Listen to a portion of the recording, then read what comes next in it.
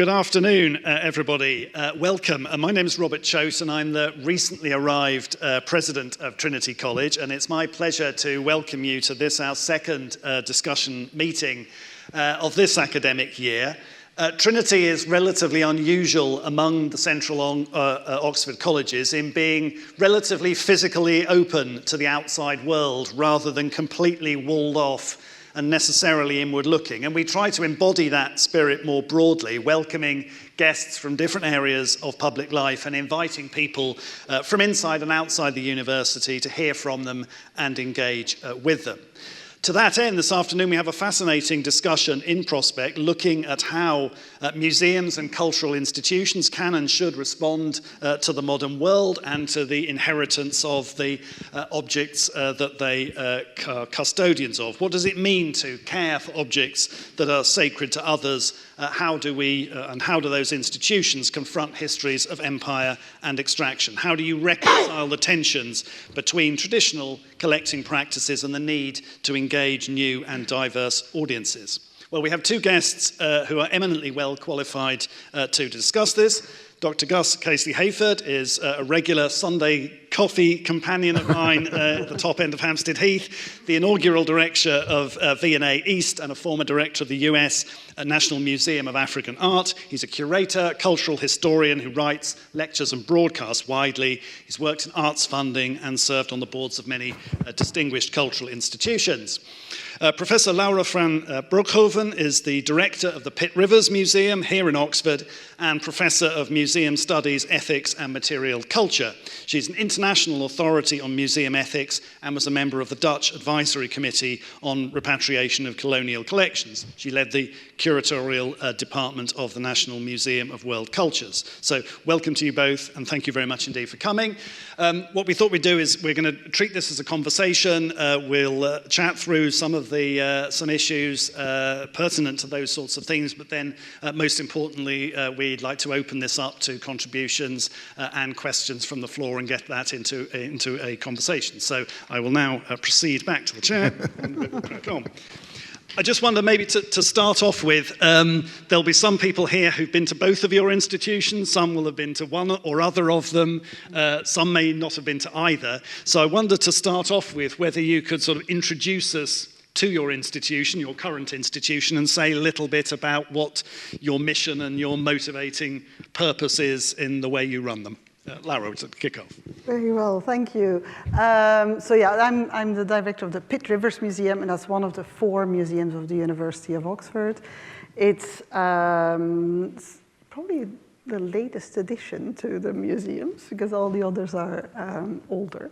And so we were actually, the collections that are the founding collections of the museum used to be in the V&A sort of for quite a while until the General Pitt Rivers, who's the founder of the museum, he was the second son of the second son, and he was very keen in collecting, but he was not supposed to inherit a lot of wealth. So he was a general in the army, and then unexpectedly receives from the 6th Baron Rivers a huge inheritance, becomes one of the wealthiest landlords or landowners in the UK, and tells the V&A, I'm going to need a lot more space, a lot more money now, and I'm going to start collecting a lot more. And then there's this sort of board, I think, that of South Kensington Museums that decides actually no, because he wanted to continue to be involved in how they were put on display. Because he's sort of, I'm an archaeologist by training, and Pitt Rivers is sort of seen as the founder of archaeology, of sort of systematic archaeology.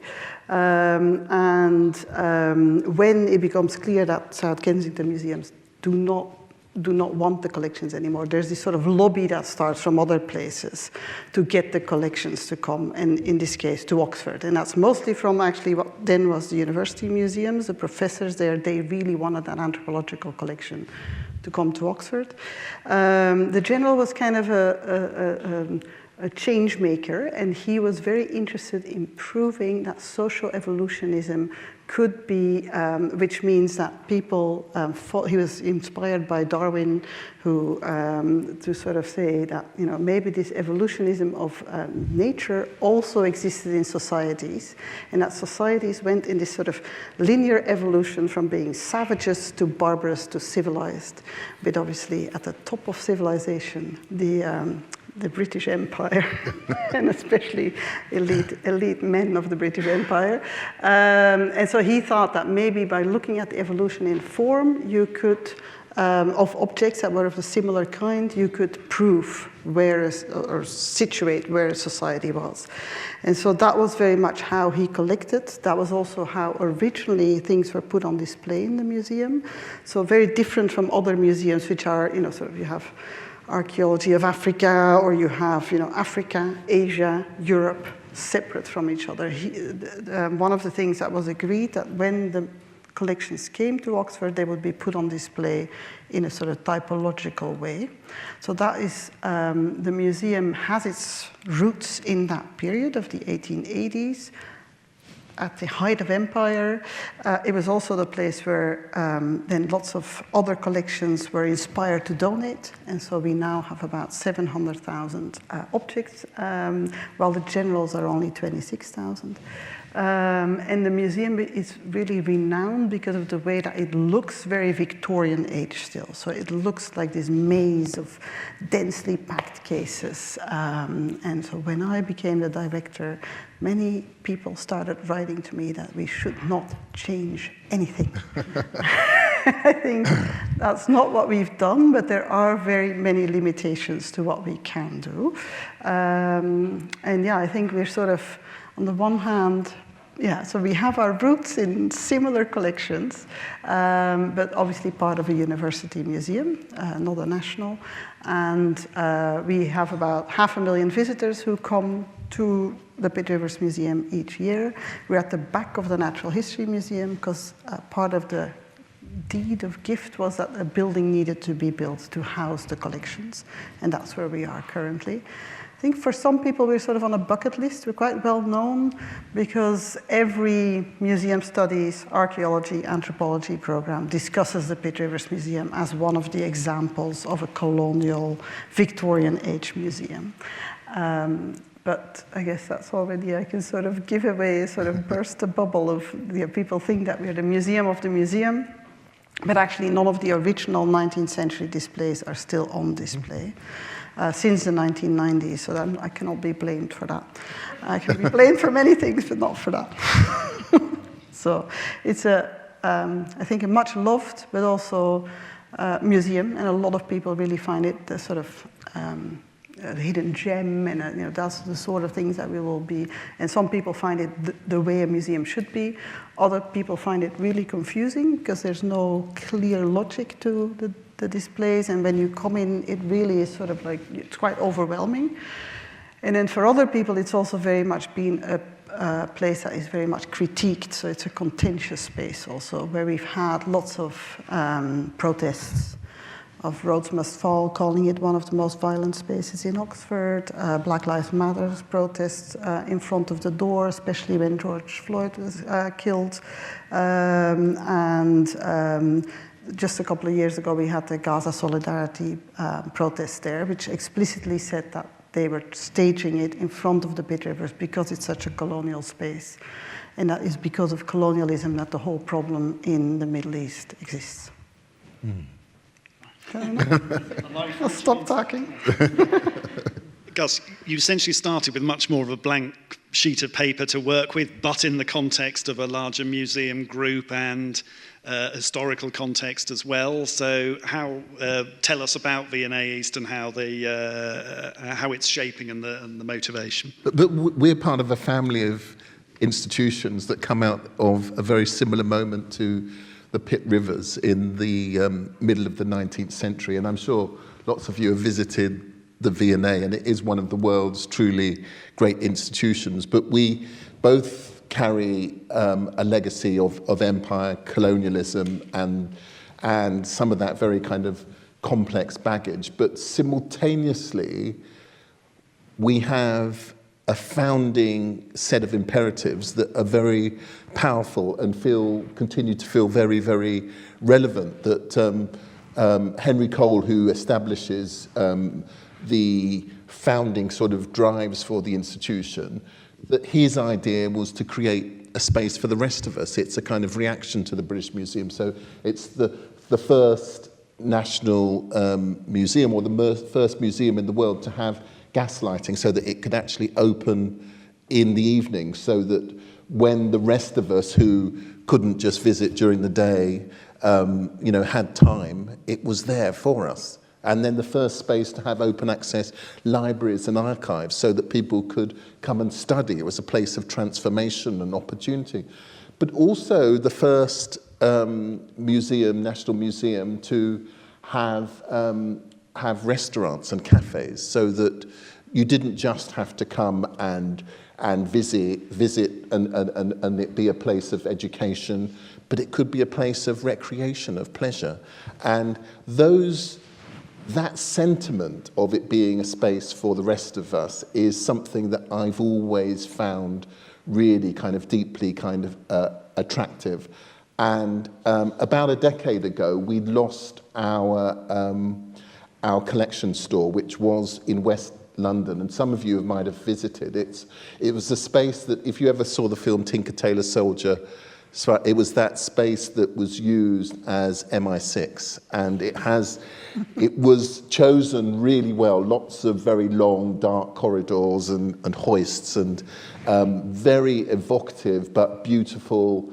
I think very early 20th, late 19th century building, but not really. It was fit for the storage of our reserve collection, but not really great for visitors. So we would have handfuls of visitors, but most of them would be museum specialists, researchers.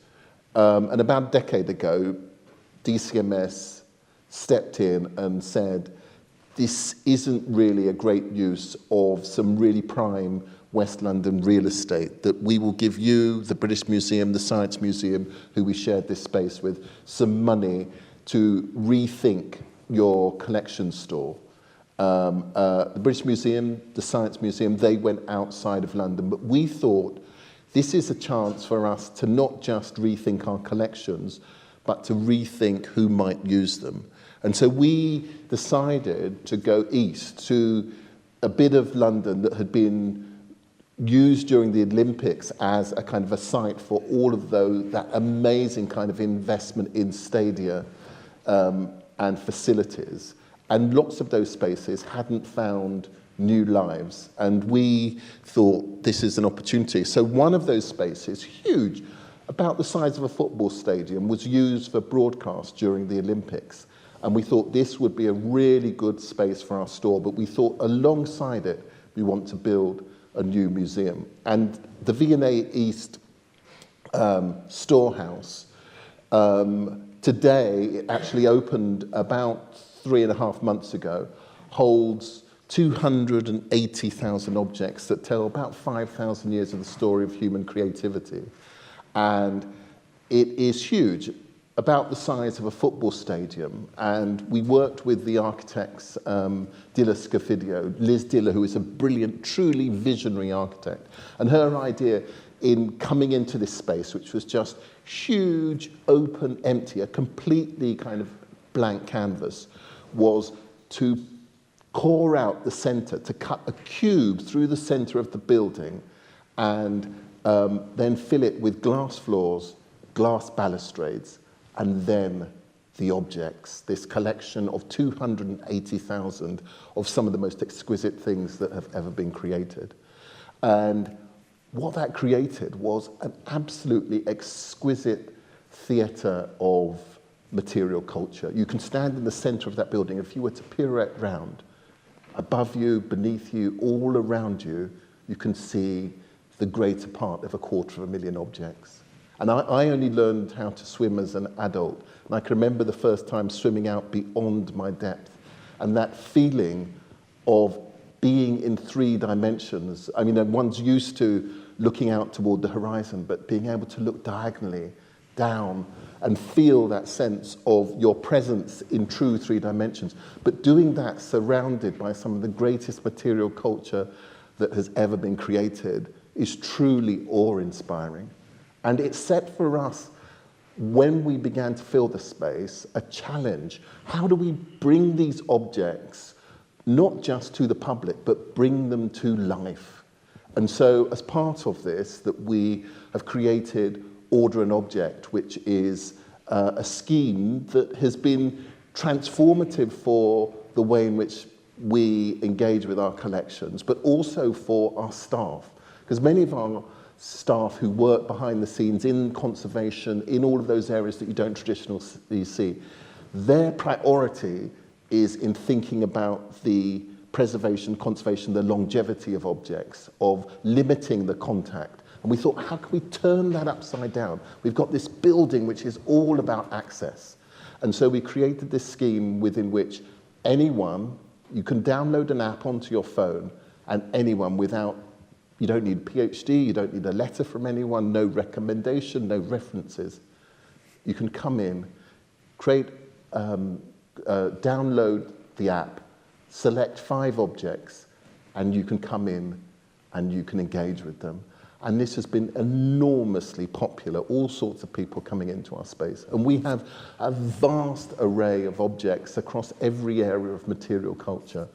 And 350,000 people have visited in the first 3.5 months. And 40% of those people are people of colour from the local areas, the sorts of people who didn't traditionally visit either South Kensington as a museum or our collection store. We are so delighted. And amongst it, we also have 1,000 archives. One of those archives, the David Bowie archive, has 80,000 objects within it. Huge numbers of people have come to visit that as well. We are really just so pleased. This is a glorious collection, and to see it being engaged with and loved by the public has been wonderful. And then next year, in April the 18th, we open our museum, and we are really excited about that because, you know, all of the sorts of challenges that Laura talks about in terms of museums, that they are inherent to museums across whatever period that you are creating them within. But how do we refresh that paradigm? And we think that we have found ways of really kind of reanimating that. And so our first exhibition on Black British music, we are delivering with all of our local partners, because we aren't alone on the park. There is our immediate neighbours, our London College of Fashion with 6,000 students, the BBC with its 6 concert orchestras, Sadler's Wells, a new dance space and performance spaces, UCL East, all on that campus, alongside half a dozen other universities. So a huge population of young people who are studying, who come into our spaces and are engaging, and we want them to become our audiences. And so the choice of Black British music as our first show, we hope it's going to help us to animate those spaces, but also to invite in a completely new audience. Thanks very much. In terms of you've spoken a lot about this already, of the audiences, the visitors that you anticipate you might attract, who may turn up and it's not the people you expect, or it is the people you expect. The issue of, are you offering an experience for people who know what they're coming for versus serendipity of the experience to come and stumble across the thing you didn't think you were going to go and see.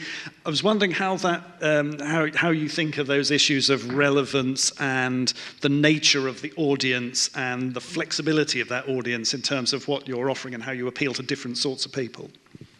Laura. Yeah, so I think for us, our audience keeps growing, which with the limited space that we have is sometimes becoming a bit of a difficult crowd management element at times, and I know that there's some of our front of house actually are in the room, so they will know better than I do. But I think so. We've gone in the last couple of years. We've grown every year. We grow 10,000 more and 10,000 more and 10,000 more, which is really quite good because we've existed for a long time. But we obviously started being open only 2 hours a day. There's a famous poem that's sort of actually about that.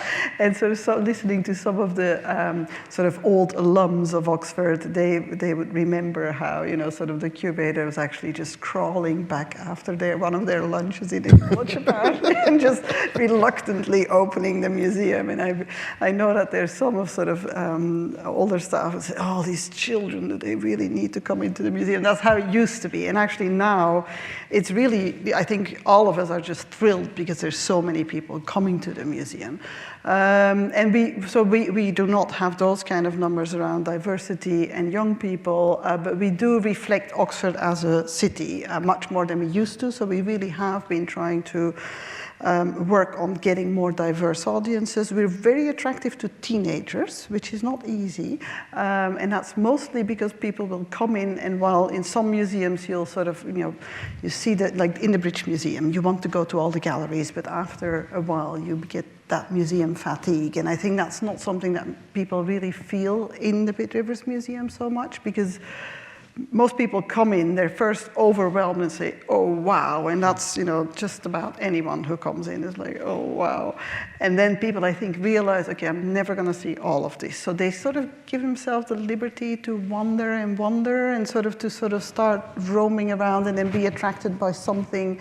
And unlike, I think, the V&A, that, as you say, you have exquisite objects. Lots of our objects are actually objects of the everyday. They're not so overwhelmingly beautiful or aesthetically pleasing, or many of them are, but you can be drawn in because they can speak to you, because they either give a memory of your youth, or they can have something that actually your grandparents have told you about. And so we do see that the museum is really this space for intergenerational dialogue. And so I think the way we try to activate is, on the one hand, making sure that we have as much offer through a lot of our visitor experience guides, actually, who are the ones who go into conversations. We work with a team, for example, Multaka, which means meeting point in Arab. And we, for example, have done a lot of work with volunteers who are newcomers to Oxford, who have started giving tours in the museum. And there we can see how the museum can really be this point for a jumping off point for conversations, cross-cultural conversations, which is fabulous.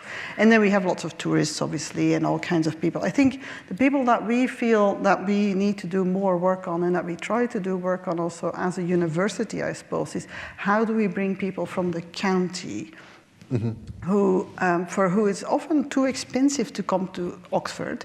Now, with the congestion charge that has just been introduced, it's not, and I'm glad that so many people are here, because it's become even more difficult at times for people to come into the city.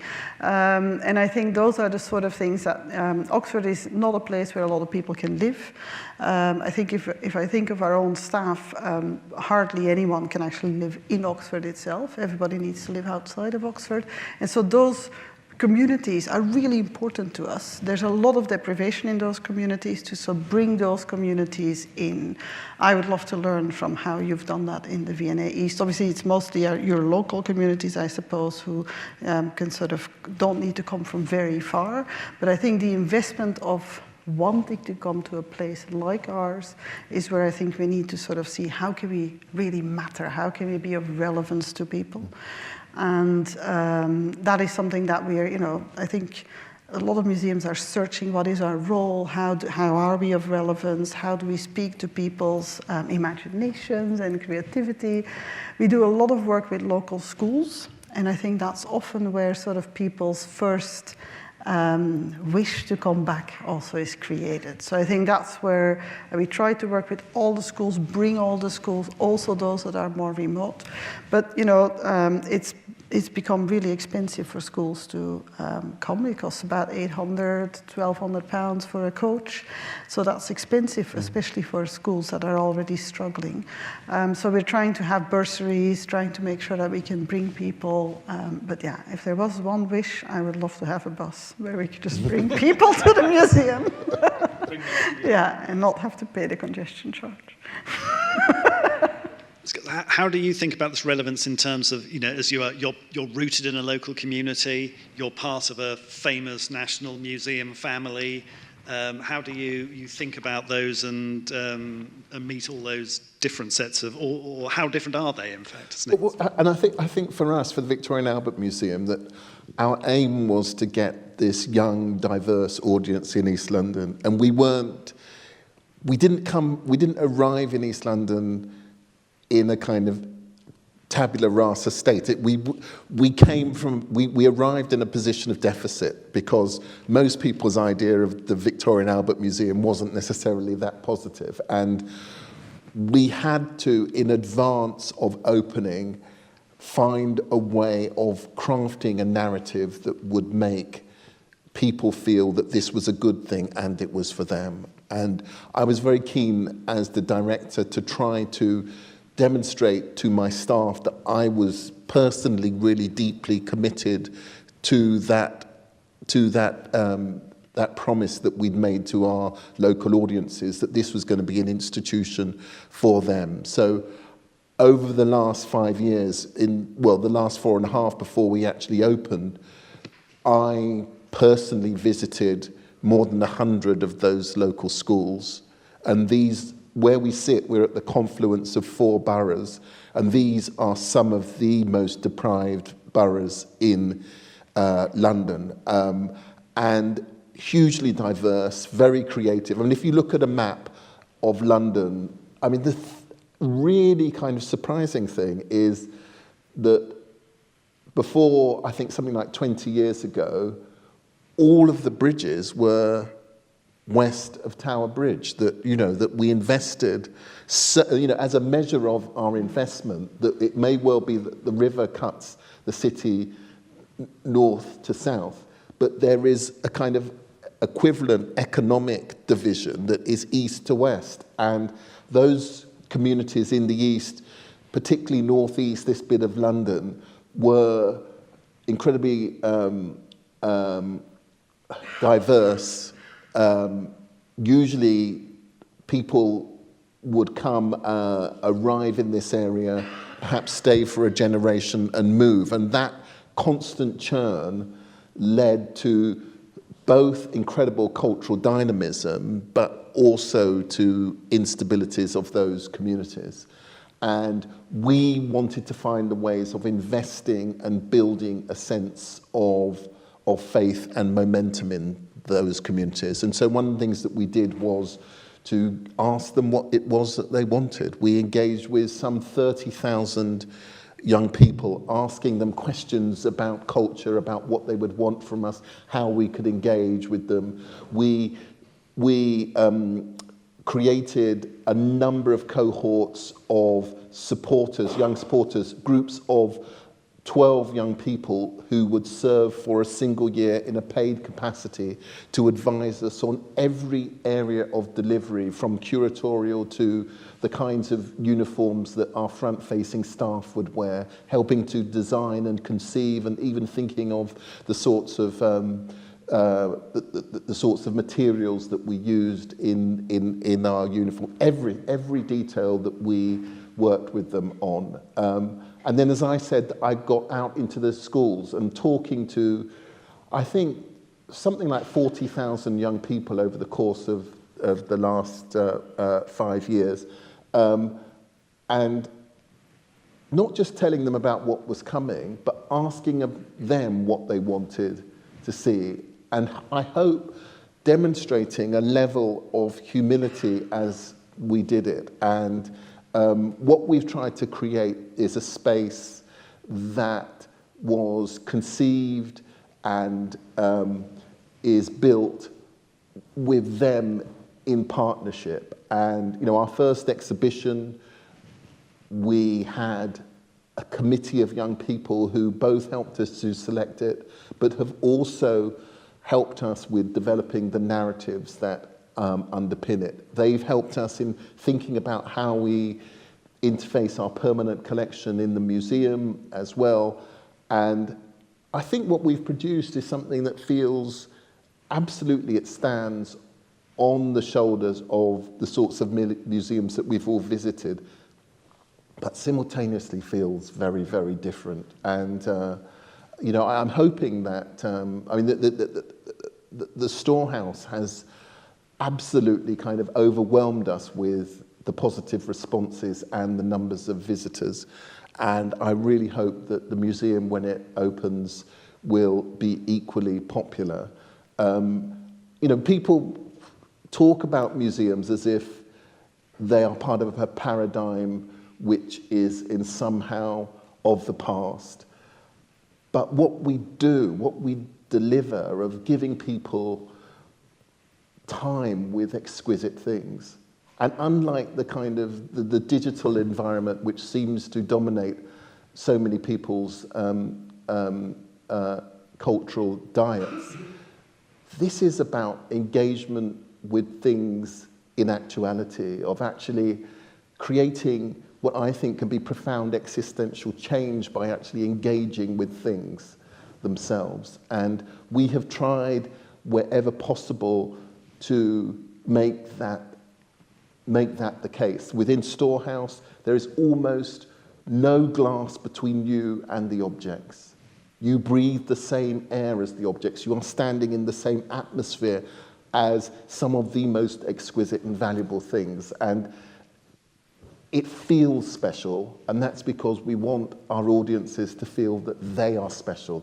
These collections belong to all of us, and we want to absolutely intellectually enfranchise people to drive those narratives and to force us to, where appropriate, to shift our thinking as well. So it has been a thrilling process, and to see it actually having a positive response has been deeply heartening. And, you know, I know we stand on the shoulders of institutions like Laura's, who have been doing this for generations brilliantly, and we, you know, are really kind of grateful to them for the kind of learnings that they've generously shared with us. And, you know, we hope that we can as well kind of share some of the learnings that we are beginning to garner from our first kind of audience evaluations, because it's such a thrilling time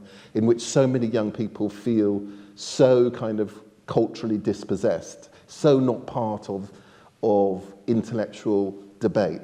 And we need to create those public spaces in which we involve them. And I think museums really do have a case to be those spaces. Thanks. I mean, you talked about the digital space, the digital environment in which a lot of people are engaging with culture. It's obviously a very disputatious one, and one where museums are obviously having to address questions about the nature of the objects, the origin of them, the natures of the institution as well, which is confronting you with ethical and presentational communications challenges.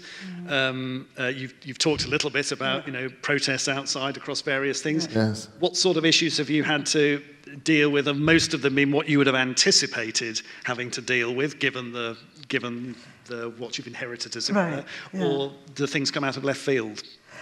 I think they sometimes come out of left field when suddenly a colleague from a historian sort of professor will write something, and then suddenly I get a message sort of saying, Laura, can you write a white paper in response to this person's accusations of what you do?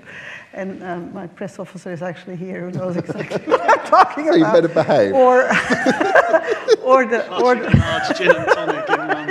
Exactly. Or the Daily Telegraph suddenly says that we have removed something from display because women can't see it, and we're all thinking, huh?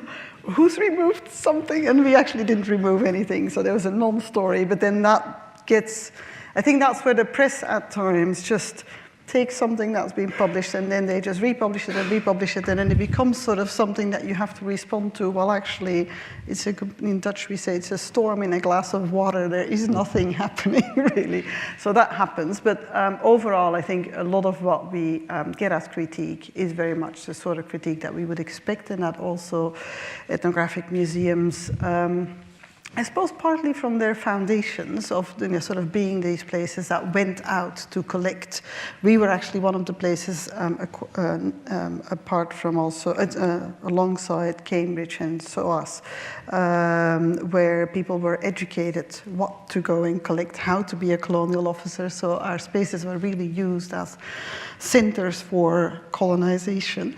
And so in that sense, I think those sort of questions that come at us, which talk about how we are perpetuating racisms and stereotypes and how things have come into our collections that are looted and where people start asking questions about their provenance. They might be royal regalia, they might be human remains, they might be objects that we didn't even know that they were sacred to people.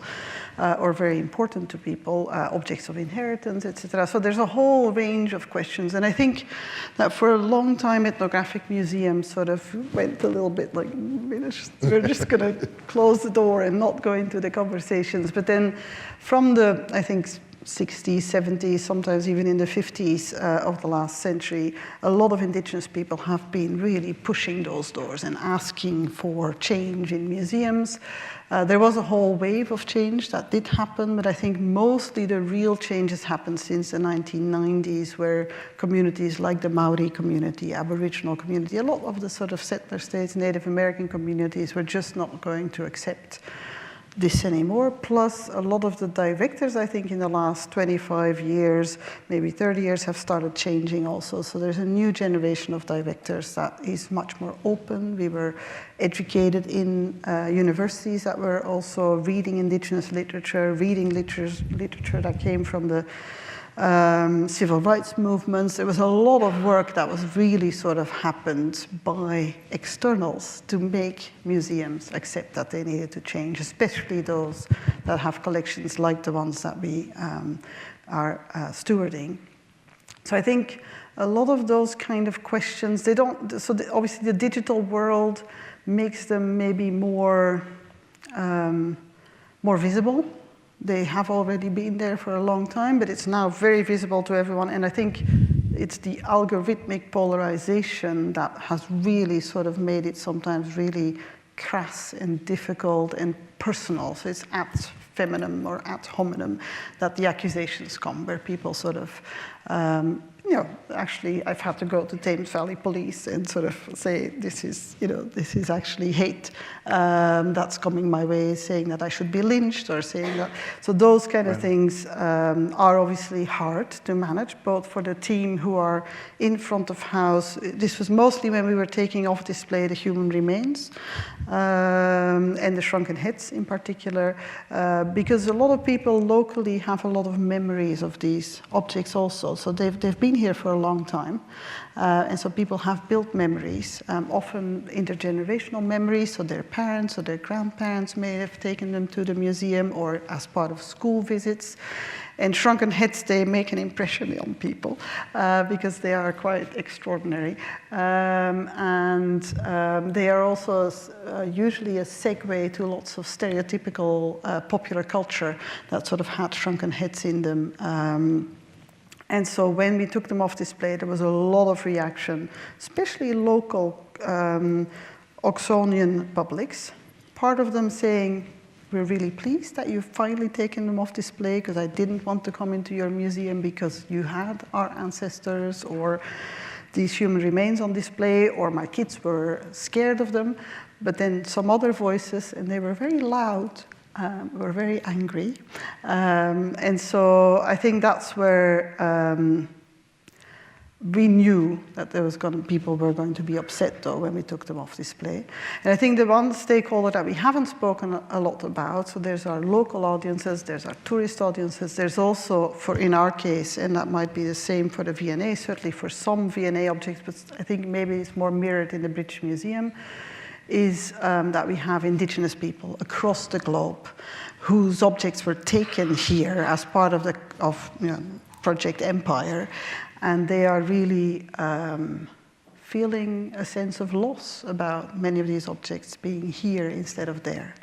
And I think that is a very important stakeholder for us. I've spent many, many years, personally also that's my field of expertise, working with indigenous people and with communities. And I think that's where we have changed quite a lot, starting to listen more and see how we can foreground the work alongside, in partnership, building trust with communities, both those with lived experience here locally and people with sort of diaspora roots, but also with indigenous people globally. And so that actually has transformed, for example, for some of our collection staff, the way that we can actually engage with communities is the digital world too. So the digital is on the one hand, yes, there's a social media, and yes, there's more sort of prominent pressure. And on the other hand, it's also a transformation for being able to open up our collections. We've put a lot of work into digitizing the collections and putting them on our databases. And this is also giving us all these new insights and new generated knowledge of working with communities. So it's a double-edged sword. Mm. Gus, how have you, in thinking again with sort of a relatively blank sheet of what you're putting there, how you're, what ethical issues do you feel you've had to wrestle with in terms of how you do that? So many, and not necessarily all successfully. And I am of Ghanaian descent, and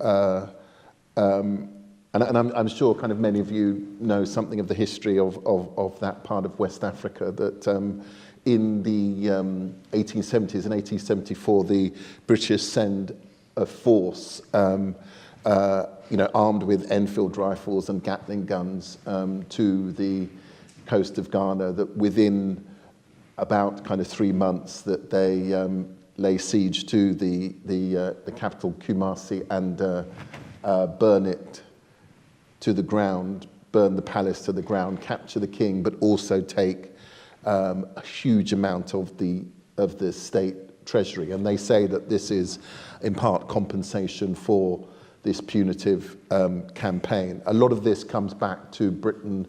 Some of it is sold, but some of it is also dispersed to a number of institutions. And we at the V&A, that we were one of the institutions that were the recipients of that collection. And it is difficult. My ancestors, they were both the victims of that, but also kind of tried to push back against what then kind of replaced the monarchy, the colonial regime. And, to see those works both within our collection, but also to take those works into schools as drivers of conversations. And I can stand in an assembly in East London, and some of those schools of 1,000 students, within which, there are handfuls of those students who are actually white. That these are British-born South Asian people of African descent who have direct genealogical connection to the places where our collections were drawn, sometimes in appalling circumstances. And we have to tell those stories, and we have to tell them openly, and we have to tell them honestly, that these are histories that we need to learn from. And so I have taken those objects into those schools, and I have used them as opportunities for young people to really engage with some of these really difficult areas. And I was very proud of being in an institution that last year, 150 years after those objects were taken from the Gold Coast, that they were returned. We are limited by kind of statute that we could not return them, give them back, but we could return them on long-term loan, and they are back in the palace building that replaced the one that was burnt down in 1874. And that does, fill me with some degree of pride that we're in a time and working within an institution that has meant that that was possible. But there is so much more work to be done, so much more work to be done. And it's not just about the returning of objects where it is appropriate, but it's about us working harder with the objects that remain. When I stand in front of those assemblies and I look at the complex demographies, and we're living in a time of huge kind of cultural polarization, of political discord, that the reason why culture has been the terrain of so much in the way of disenchantment and discord is because it matters, is because we care about these things. And whilst it can be the space within which politicians can seek to divide us, it might also be the space within which we within the cultural sector choose to find the opportunities for catharsis, for discussion, potentially positive discussion. And so whilst it's absolutely right that objects are returned, because in many of those indigenous places, they cannot tell their own stories through their collections because they do not exist.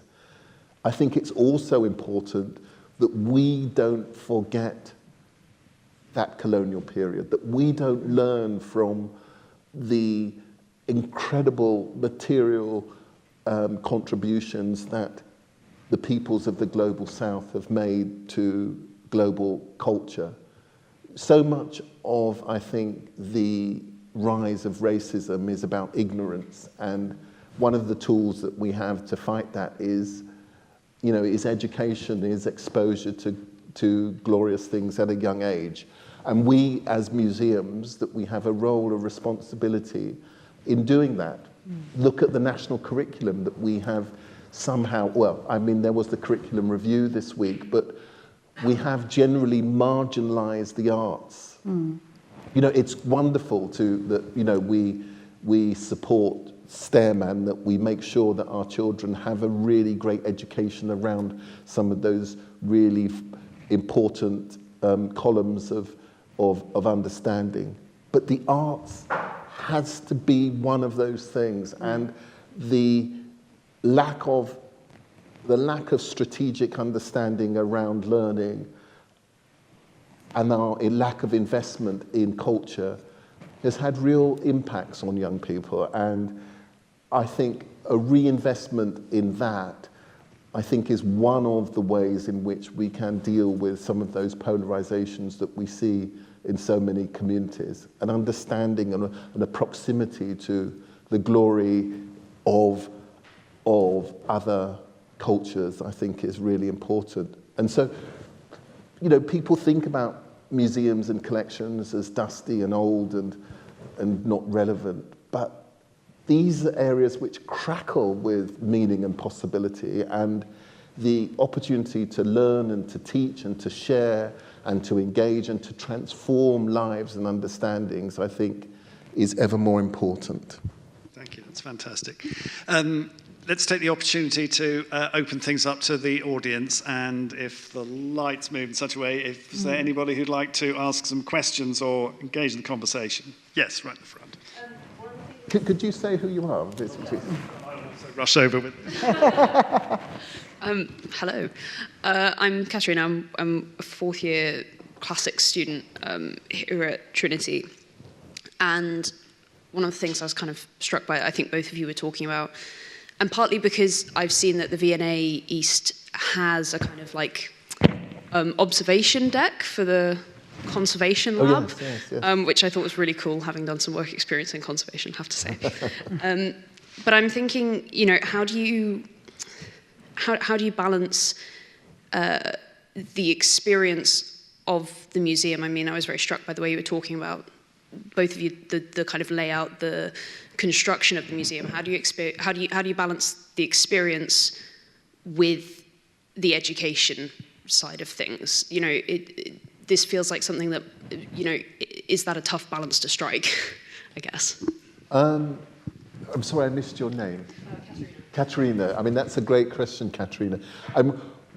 We were really keen with the opportunity that V&A East afforded, that it would give us the chance to open up not just the collection, but also the processes that the collections are actually underpinned by. So traditionally, all of those kinds of processes like conservation, that you didn't see them. I mean, handfuls of people would have exposure to those things. But, you know, we watch TV programs and we are so fascinated by process in so many different creative areas. And we wanted to find the ways of opening up our space so that people could really see what was going on behind the scenes. And so we have a conservation space within which we don't just conserve the objects which are on display, but we also get things ready to go out on loan, or when they're returned from loan, that they are looked over and prepared to go back onto the shelves within the wider store. And those spaces are open to be looked over by the public. I mean, of course, for just general kind of, you know, mental health, that we don't force our teams to be exposed to the public, you know, unless they wish to. But if there are particularly interesting kind of processes that they're engaged in, that we allow those to be witnessed by the public. But additionally, that we have a two-way microphone speaker arrangement so that the public can actually ask questions of the conservation team as these processes are engaged with. And we think it's important, and it's not performative. This isn't theatre. This is the functioning cogs of the institution turning, and we feel as a public institution, these are collections that belong to all of us, that they're held in trust on behalf of all of us. And, you know, whilst it is great, you can go into our spaces and you can see and you can engage with them, usually behind glass.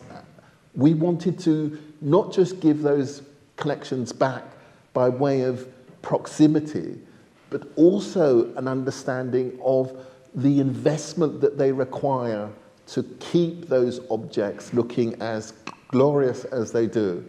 And also for us to understand and respect the vast array of different skills and support services that go into making museums possible. You know, so much of what we have to do as institution is around making the case to government, getting them to understand that it isn't just about numbers of people who come through our spaces. It's not just about the bottom line, the amount that government invests in us.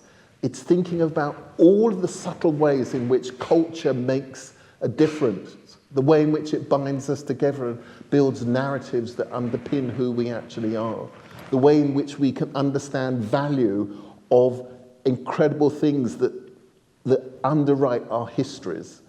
And so we wanted the processes that underpin those things to be evident so that people could understand how we take so much care over these collections because they belong to us all. And so that opening up of the collections for everyone to see is not just about process, it's about a widening of understanding. Thanks. Laura.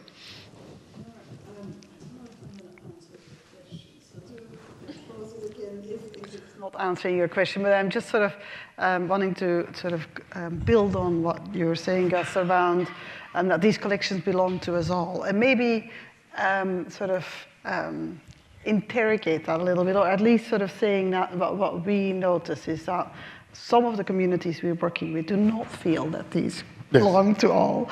They actually shouldn't even be on display for all. And I think that's sort of where some of the things that we've started questioning our own ethics, our own practices, and sort of looking at, for example, around care. So yes, preservation care has very much sort of, is being questioned in interesting ways, I think, in the V&A East, where you're sort of actually saying we want access to be prioritized. For us, at times, we're sort of, when we work with communities who are, sort of the cultural knowledge keepers of those collections, and they actually know what they were originally meant to be, how they were supposed to be cared for. They often is not actually in just keeping all the pests out and all the people away from them and making sure that the relative humidity is sort of exactly how we want it and the temperature exactly how we want it, but they want objects to be touched. They want objects to be fed, to be sang to be re-put into ritual use again. And I think those are the sort of questions that our team is working sort of very hard on saying, how do we manage those sort of requests for access, for putting back into ritual use at times, for example, for ritual drums to be reskinned because they need to be played, because we know that musical instruments actually die when we don't play them. And so there's all these sort of concepts that are starting to question our preservation logic, which has very much sort of, we have this marketing logic in museums, which is really strong, and often for curators, it's really hard to have to fight the marketing logic because it's a very different logic from curatorial logic. And then you have the sort of preservation logic, which is sort of accepted as we are the only ones who can really take care of these objects. Well, for a lot of communities, the sort of care that we give them is not the best possible care that you can actually give to an object.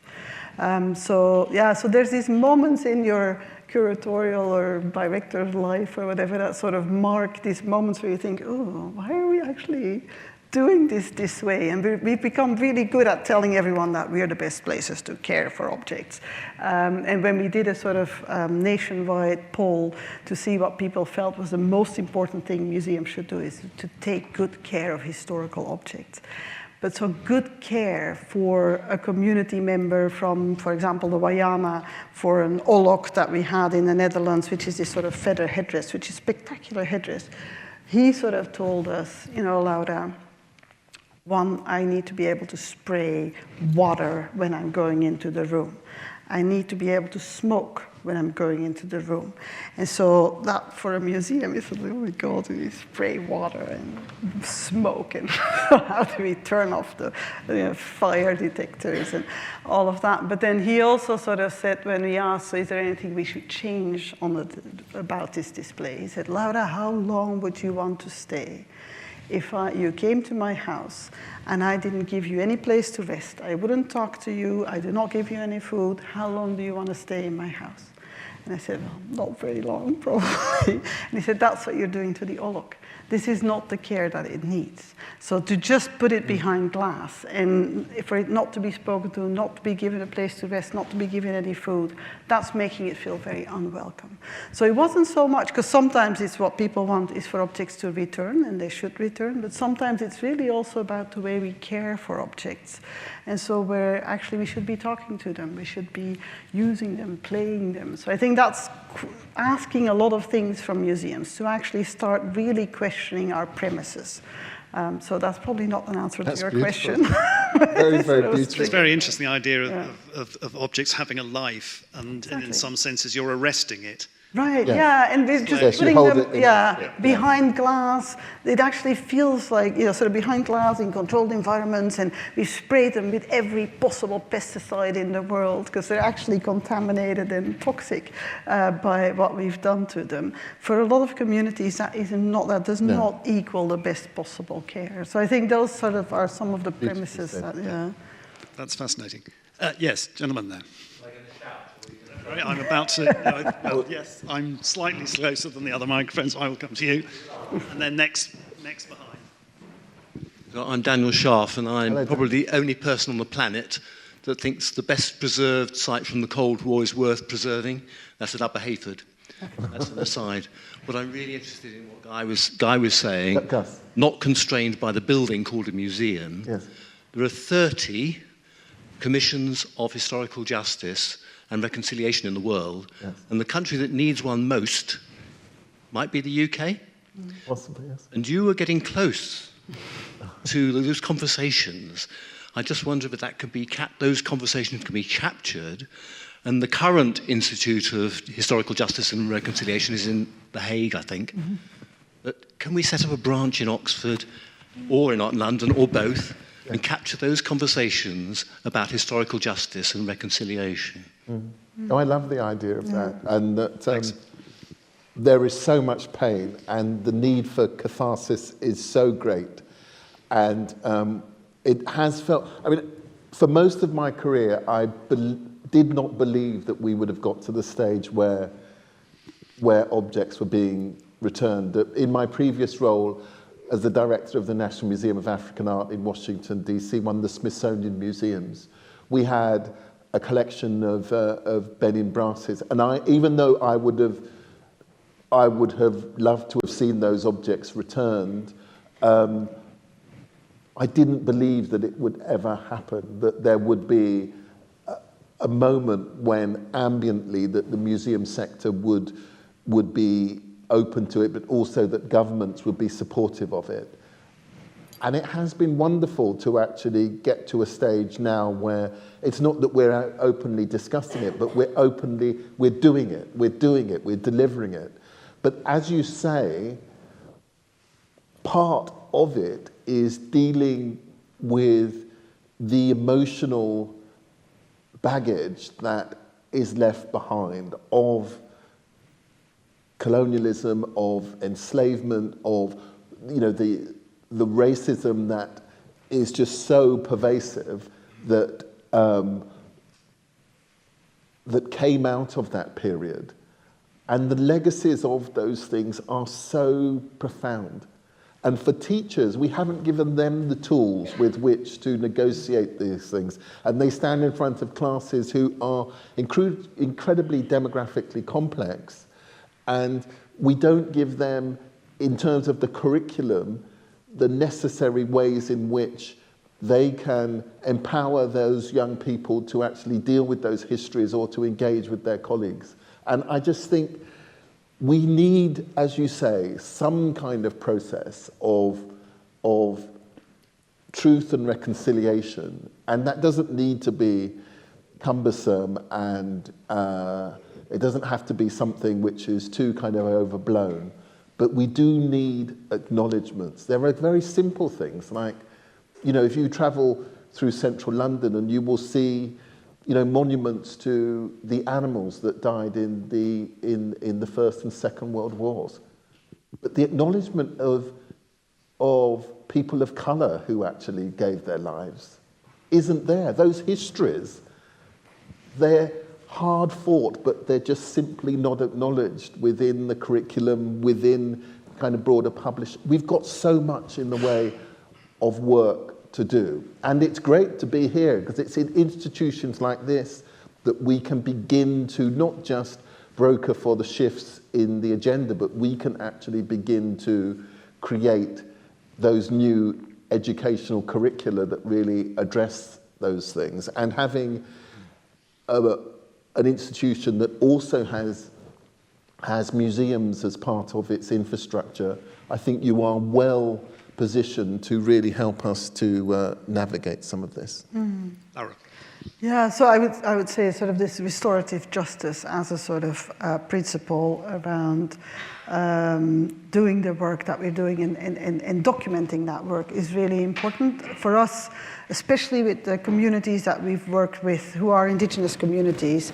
Reconciliation, healing, peace building, love has been central to a lot of that work. And it's been incredible to see the sort of flight that this takes, not just here, because we do some of that work here, and a lot of the conversations happen here, etc. But a lot of that work is indigenous-led. So, for example, the Naga that we work with, which we have 41 skulls of the Naga and about 6,500 objects. The work that they've started developing around those skulls coming back home has been really transformational around peace building and unifying the Naga, for example. So they really have used this moment, which is a really delicate, painful, horrible moment of finding out that there's so many of their human remains actually kept here without them knowing. They've used it as a moment to continue the sort of peace building that had happened in Nagaland, which has a very particular history with empire, because they actually fought with the British to not wanting to be part of India at the time, and are very much oppressed also, as many indigenous people, by the nation state that they live in currently. So same with the Maasai, and so these were 5 objects that we've never looked at. No research has ever been done on them, which they identified as problematic being with us. And so one of the things that they asked us to do is actually, instead of repatriation, they said the first step we would do as a Maasai, if somebody has been killed, because according to our historical documents, we couldn't really see so much information on these objects. For many of them, we only had a question mark on our labels. But they said immediately, these objects should not be here. These are not objects that we would ever do away with. If these objects, if you lose them or if you sell them, actually your children will be stillborn, your whole lineage will die, your cattle will die. This is continuing to have a really bad effect on the community. Can we bring our spiritual leader to come and read these objects and tell us who they were taken from? Given that we had very little historical information, and we actually feel that one of the things that colonialism obviously did is to say that there's only one way of knowing. That's a European way of knowing, which we teach in this university. And so actually, I think most anthropologists and archaeologists know that there's many ways of knowing, that there's many ways of knowing that are very much embedded in local knowledges. And so what we said, why don't we try to look towards putting our epistemology, our way of knowing, equal to the epistemology of the Maasai and all these communities that we work with. And so to look for equity in epistemologies. And it meant, we've listened very hard to these colonial sources that write about the objects that were taken. They often don't write about what they were used for, who they were taken from, how they were taken. They will mostly write about where they were taken, who brought them into the museum, and what they were made of, because that was the interest of the colonial officers. And so when the spiritual leader, the Laibon, came here, he actually identified the families and then said, what you need to do is a process of reconciliation, of healing, of peace building.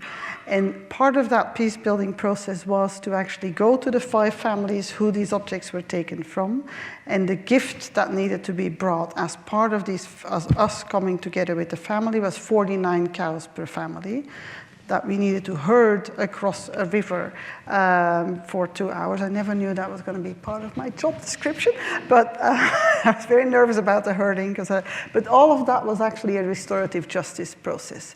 And so part of that peace building of us going with the 245 cows and going from one to the other community, building that peace, establishing trust, and then inviting the family members to come and tell us what to do with these objects. They actually didn't feel they should go home, but they took them as a jumping off point to start looking into their colonial histories.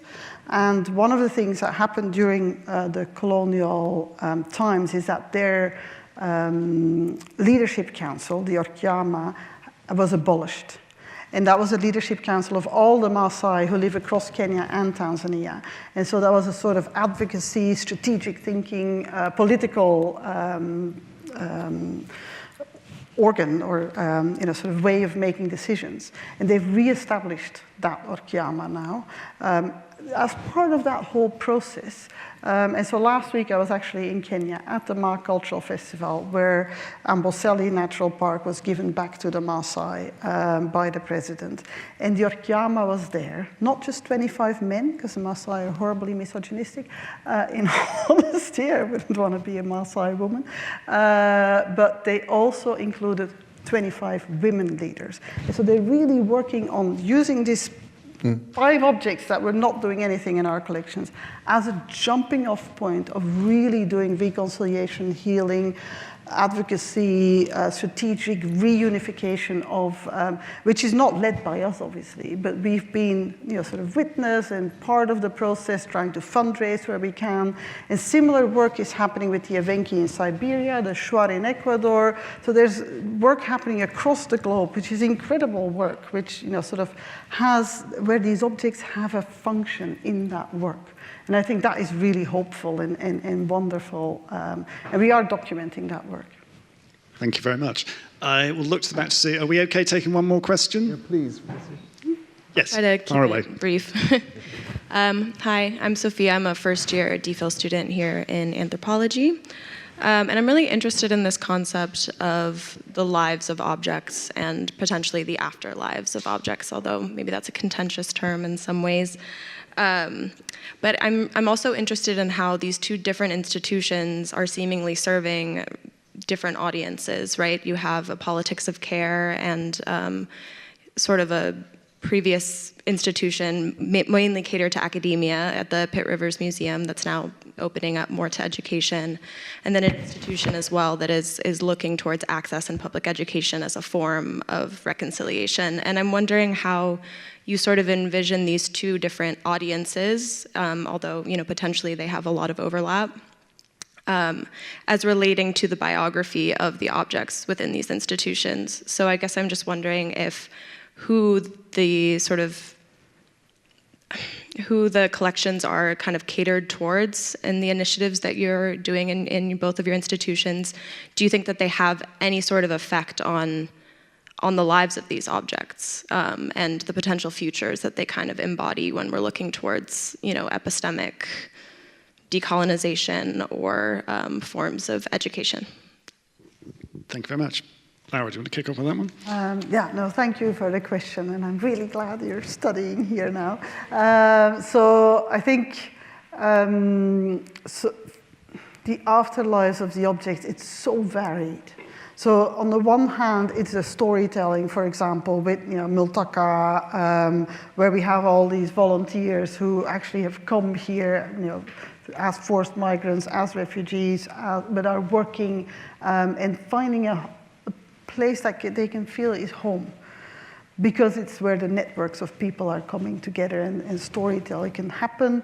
It's the local communities of Oxford, I think, also who find, sort of a way to engage with objects, a way to sort of have their own stories being told. There's the people who, and I actually brought a sort of show and tell because some people get very anxious when we return objects, but actually in all cases that we've been returning objects, we've actually gotten more objects in return. And those objects, I think, they're really wonderful objects because they tell this story that communities actually want to be represented in the museums. It's the value of the museum, and I'm sure that young people will do similar things to you. But yeah, so this is, for example, a Maori objects that we were sort of given as part of a process of this degree that was finally given to Makareti, who studied her here, but died a couple of weeks before she could defend her thesis. And these kind of objects, they have these lives which we can, and actually we're starting to work on our master plan. These objects, I think, should be central to some of the stories that we're telling, because they're really consciously where communities are saying, we often have had communities say, we do not want them repatriated. We still make those objects, or they're actually, we want to be involved in the storytelling about the objects. We want to be self-determining what's going to be on display in these cases. So people become part of the co-curators, they become part of the storytelling, and the connections that we can then create between communities are really wonderful. So we have this work which we did with the LGBTQIA+ community. They made this incredible sort of blanket quilt, which they've said, we don't want it to go into your collections, because we would have liked to put it in. They said, we want it to go into your handling collections, because we want people to handle it and to use it and to wrap themselves in this love for trans people, for example. So I think there's all these possibilities for both the afterlife of current collections, but also new collections coming into our so that sort of shows the value and the importance of the contemporary also. Thank you. Gus. I was born in South London, and I think for most of my childhood that West Africa, the place of my parents' origin, it just seemed literally like a different planet. But when I was in my late teens, I got the chance to travel in that area for the very first time. And one of my most vivid memories of that trip was in southern Ghana, and that there they have this amazing tradition of flag making on the coast.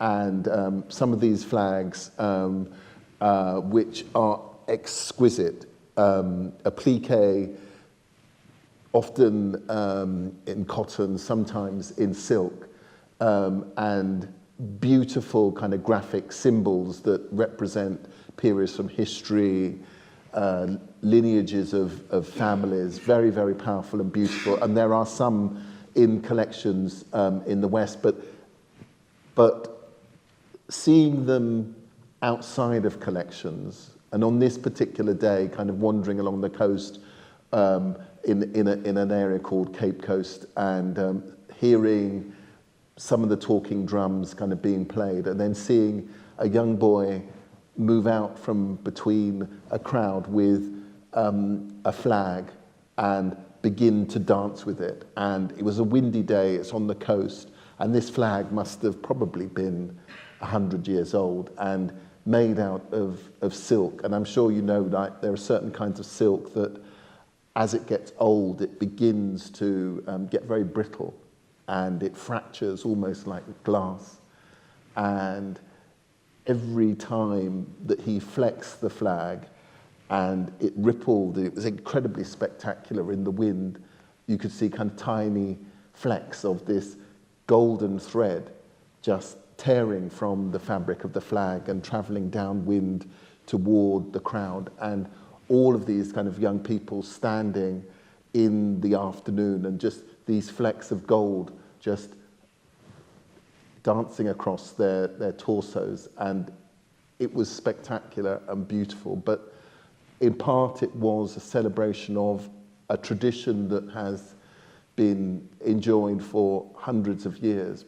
But it was also a powerful celebration of that moment, of an acceptance that all material culture has a lifespan like us, and that this was a thing that was being celebrated to its very extinction.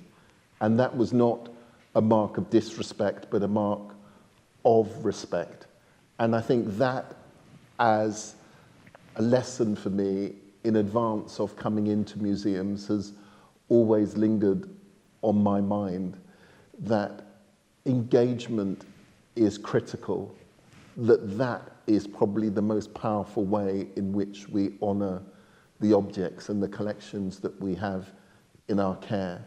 And so I have tried wherever possible to work with communities, in communities, to take objects into those spaces. And the collection that we returned to Ghana in advance of those objects going back, I took them to so many schools in East London, and standing kind of, you know, in classrooms and watching young people handling these things that are exquisite, you know, made with the lost wax technique, pure gold, incredibly valuable, but allowing them to handle them. These are objects that have been in cases for 100 years, but allowing them to actually get up close and to handle them. They probably handled more over the course of that couple of summers than they had been in their whole lifespan.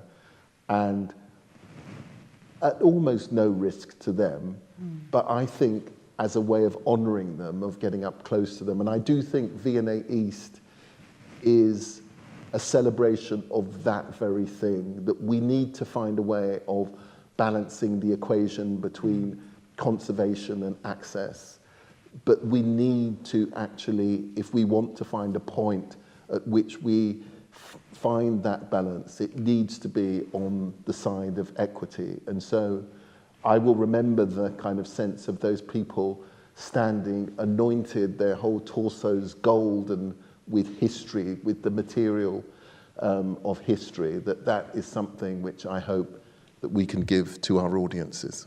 Wonderful. And another example of objects having a life, and not wishing to arrest them and end them, but to be able to engage with them and to see them used in that sense. Yes. Wonderful thing.